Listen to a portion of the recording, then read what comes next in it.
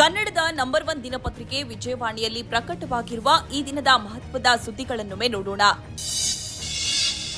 ದಾಖಲೆಗಳ ಕೋರಿಕೆ, ಸ್ಪಷ್ಟನೆ, ಅಪೇಕ್ಷೆ ಸೇರಿದಂತೆ ವಿವಿಧ ಕಾರಣ ನೀಡಿ ಮೇಲಿಂದ ಮೇಲೆ ಪತ್ರ ಬರೆಯುವ ಮೂಲಕ ಸರ್ಕಾರಕ್ಕೆ ಮಗ್ಗಲು ಮುಳ್ಳಾಗಿ ಪರಿಣಮಿಸಿರುವ ರಾಜ್ಯಪಾಲರ ವಿರುದ್ಧ ರಾಷ್ಟ್ರಪತಿ ಭವನಕ್ಕೆ ದೂರು ಕೊಂಡೊಯ್ಯಬೇಕೆಂಬ ಚರ್ಚೆ ರಾಜ್ಯ ಕಾಂಗ್ರೆಸ್ ಪಾಳೆಯದಲ್ಲಿ ಶುರುವಾಗಿದೆ. ತಮಿಳುನಾಡು, ಪಶ್ಚಿಮ ಬಂಗಾಳ ಮತ್ತಿತರ ರಾಜ್ಯದಲ್ಲಿ ನಡೆದ ರಾಜಭವನ ವರ್ಸಸ್ ರಾಜ್ಯ ಸರ್ಕಾರಗಳ ನಡುವಿನ ಸಮರದ ರೀತಿಯಲ್ಲೇ ರಾಜ್ಯದಲ್ಲೂ ಸಂಘರ್ಷ ಶುರುವಾಗಿದೆ. ಹೀಗಾಗಿ ಪ್ರತಿರೋಧ ತೋರಲೇಬೇಕೆಂದು ರಾಜ್ಯ ನಾಯಕರು ಪಣ ತೊಟ್ಟಿದ್ದಾರೆ.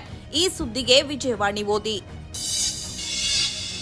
ರಾಜ್ಯದ 18 ವೈದ್ಯಕೀಯ ವಿಜ್ಞಾನಗಳ ಸಂಸ್ಥೆಗಳಿಗೆ 114 ಮಾಡ್ಯುಲರ್ ಆಪರೇಷನ್ ಥಿಯೇಟರ್ ಉಪಕರಣ ಖರೀದಿಸುವ ಪ್ರಕ್ರಿಯೆಯಲ್ಲಿ ಬಹುಕೋಟಿ ರೂಪಾಯಿಗಳ ಅಕ್ರಮ ನಡೆದಿದೆ ಎಂಬ ಗಂಭೀರ ಆರೋಪ ಸ್ಫೋಟಗೊಂಡಿದೆ.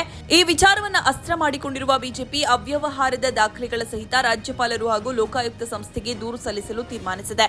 ಇನ್ನು ಸಿಎಂ ಸಿದ್ದರಾಮಯ್ಯ ಕೂಡ ರಾಜ್ಯಪಾಲರಿಗೆ ನೇರ ಸವಾಲು ಹಾಕಿದ್ದಾರೆ. ಈ ಸುದ್ದಿ ಮುಖಪುಟದಲ್ಲಿದೆ.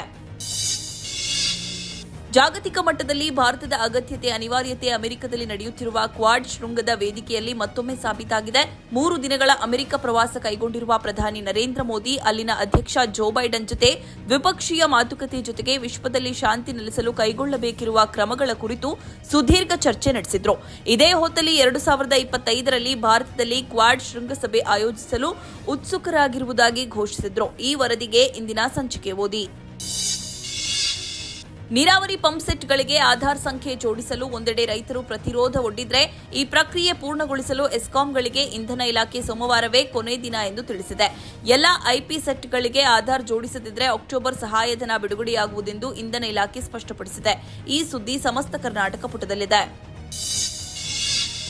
ಬೆಂಗಳೂರಿನ ವಯಾಲಿಕಾವಲ್ನಲ್ಲಿ ನಡೆದಿದ್ದ ಮಹಾಲಕ್ಷ್ಮಿ ಹತ್ಯೆ ಪ್ರಕರಣ ಹೊಸ ತಿರುವು ಪಡೆದುಕೊಳ್ತಾ ಇದೆ. ಹಂತಕ ದೇಹವನ್ನು 30 ತುಂಡುಗಳಾಗಿ ಕತ್ತರಿಸಿ ಫ್ರಿಡ್ಜ್ನಲ್ಲಿಟ್ಟಿದ್ದ ಎನ್ನಲಾಗಿತ್ತು. ಆದರೆ ಮರಣೋತ್ತರ ಪರೀಕ್ಷೆಯಲ್ಲಿ 50ಕ್ಕೂ ಹೆಚ್ಚು ತುಂಡುಗಳಾಗಿ ದೇಹವನ್ನು ಕತ್ತರಿಸಿರುವುದು ಗೊತ್ತಾಗಿದೆ. ಮೃತಳ ಪತಿ 4 ವಿರುದ್ಧ ಅನುಮಾನವನ್ನ ಪಟ್ಟಿದ್ದಾರೆ. ಈ ಸುದ್ದಿ ಕೂಡ ಸಮಸ್ತ ಕರ್ನಾಟಕ ಪುಟದಲ್ಲಿದೆ. ತಿರುಪತಿಯ ಲಡ್ಡು ಪ್ರಸಾದವನ್ನು ತಯಾರಿಸುವಲ್ಲಿ ಪ್ರಾಣಿಜನ್ಯ ಕೊಬ್ಬಿನ ಅಂಶವಿರುವ ಪದಾರ್ಥ ಬಳಸಲಾಗ್ತಾ ಇತ್ತು ಎಂಬ ಅಂಶ ಇಡೀ ದೇಶದಲ್ಲೇ ತೀವ್ರ ಸಂಚಲನ ಸೃಷ್ಟಿಸಿದೆ.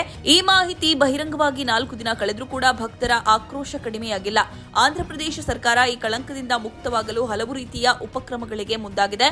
ಕರ್ನಾಟಕ ಕೂಡ ರಾಜ್ಯದೆಲ್ಲೆಡೆ ತುಪ್ಪ ಪರೀಕ್ಷೆಗೆ ಮುಂದಾಗಿದೆ. ಈ ಮಧ್ಯೆ ತಿರುಪತಿಯಲ್ಲಿ ವಿಶ್ವ ಹಿಂದೂ ಪರಿಷತ್ ನಡೆಸಲಿರುವ ಸಭೆಯತ್ತ ಎಲ್ಲರ ಗಮನ ನೆಟ್ಟಿದೆ. ಈ ಸುದ್ದಿಗೆ ಚಿಂತನ ಪುಟ ನೋಡಿ.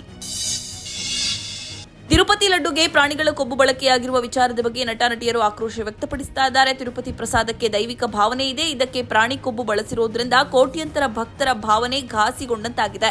ತಪ್ಪಿತಸ್ಥರ ವಿರುದ್ಧ ಕ್ರಮ ಆಗಬೇಕೆಂದು ಸ್ಯಾಂಡಲ್ವುಡ್ ಜೊತೆಗೆ ಟಾಲಿವುಡ್ನ ಸಿನಿ ತಾರೆಯರು ಆಕ್ರೋಶ ವ್ಯಕ್ತಪಡಿಸಿದ್ದಾರೆ. ಈ ಸುದ್ದಿಗೆ ಉಲ್ಲಾಸ ಪುಟ ನೋಡಿ. ಕಳೆದ ವಾರ ಸುರಿದ ಭಾರೀ ಮಳೆಯಿಂದಾಗಿ ವಿಶ್ವವಿಖ್ಯಾತ ತಾಜ್ ಮಹಲ್ ಹಾಗೂ ಇತರ ಭಾಗಗಳಲ್ಲಿ ಬಿರುಕು ಮೂಡಿದೆ.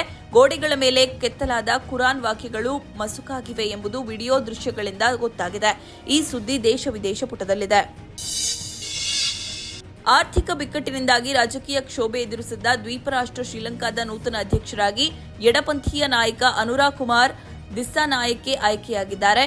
2019ರ ಚುನಾವಣೆಯಲ್ಲಿ ಕೇವಲ 3% ಮತಗಳನ್ನು ಗಳಿಸಿದ್ದ 56 ವರ್ಷದ ಅನುರಾ ಭಾನುವಾರದ ಚುನಾವಣೆಯಲ್ಲಿ 43% ಮತಗಳೊಂದಿಗೆ ಗೆದ್ದು ಬಿಗಿದ್ದಾರೆ. ಈ ಸುದ್ದಿಗೆ ಇಂದಿನ ಸಂಚಿಕೆ ಓದಿ. ಭಯೋತ್ಪಾದನೆಯನ್ನ ಸಂಪೂರ್ಣವಾಗಿ ತಡೆದುಹಾಕುವುದವರೆಗೆ ಪಾಕಿಸ್ತಾನದೊಂದಿಗೆ ಯಾವುದೇ ಮಾತುಕತೆ ಇಲ್ಲ ಎಂದು ಗೃಹ ಸಚಿವ ಅಮಿತ್ ಶಾ ಗುಡುಗಿದ್ದಾರೆ. ನೆರೆಯ ದೇಶ ಪಾಕಿಸ್ತಾನಕ್ಕೆ ಪಾಠ ಕಲಿಸಲು ಮತ್ತು ಶಾಂತಿ ಸ್ಥಾಪನೆ ಮಾಡಲು ಕಾಶ್ಮೀರದಲ್ಲಿ ಬಿಜೆಪಿ ಅಧಿಕಾರಕ್ಕೆ ಬರುವುದು ಅನಿವಾರ್ಯವಾಗಿದೆ. ಪಾಕಿಸ್ತಾನದ ವಿಚಾರದಲ್ಲಿ ಭಾರತ ಎಂದಿಗೂ ಎಚ್ಚರದಿಂದಿರಲಿದೆ ಎಂದು ಚುನಾವಣೆ ರ್ಯಾಲಿಯಲ್ಲಿ ಅಮಿತ್ ಶಾ ಗುಡುಗಿದ್ದಾರೆ. ಈ ಸುದ್ದಿಗೆ ವಿಜಯವಾಣಿ ಓದಿ. ಭಾರತದ ಪುರುಷರ ಮತ್ತು ಮಹಿಳಾ ತಂಡಗಳು 45ನೇ ಆವೃತ್ತಿಯ ಚೆಸ್ ಒಲಿಂಪಿಯಾಡ್ನಲ್ಲಿ ಮೊಟ್ಟ ಮೊದಲ ಬಾರಿಗೆ ಸ್ವರ್ಣ ಪದಕಕ್ಕೆ ಕೊರಳೊಡ್ಡುವ ಮೂಲಕ ಐತಿಹಾಸಿಕ ಸಾಧನೆ ದಾಖಲಿಸಿದೆ. ಟೂರ್ನಿಯ ಇತಿಹಾಸದಲ್ಲಿ ಈ ಹಿಂದೆ 3 ಕಂಚಿನ ಪದಕಗಳನ್ನಷ್ಟೇ ಗೆದ್ದಿದ್ದ ಭಾರತ ಈ ಬಾರಿ ಯುವ ಚದುರಂಗ ತಾರೆಯರ ಅಮೋಘ ನಿರ್ವಹಣೆಯ ಬಲದಿಂದ ಅವಳಿ ಸ್ವರ್ಣ ಪದಕ ಗೆದ್ದು ಬಿಗಿದೆ. ಈ ಸುದ್ದಿಗೆ ಕ್ರೀಡಾಪುಟ ನೋಡಿ. ಇವಿಷ್ಟೇ ಅಲ್ಲ, ಮುಂಜಾನೆ ಮಾತು, ಅಂತರಂಗ, ಭವಿಷ್ಯ, ಮನೋವಿಕಾಸದ ಕಾಲಂಗಳು, ಕ್ರೀಡೆ, ಸಿನಿಮಾ, ದೇಶ ವಿದೇಶಗಳ ಭರಪೂರ ಸುದ್ದಿಗಳ ವಿಶೇಷಗಳಿಗಾಗಿ ವಿಜಯವಾಣಿ ಓದಿ.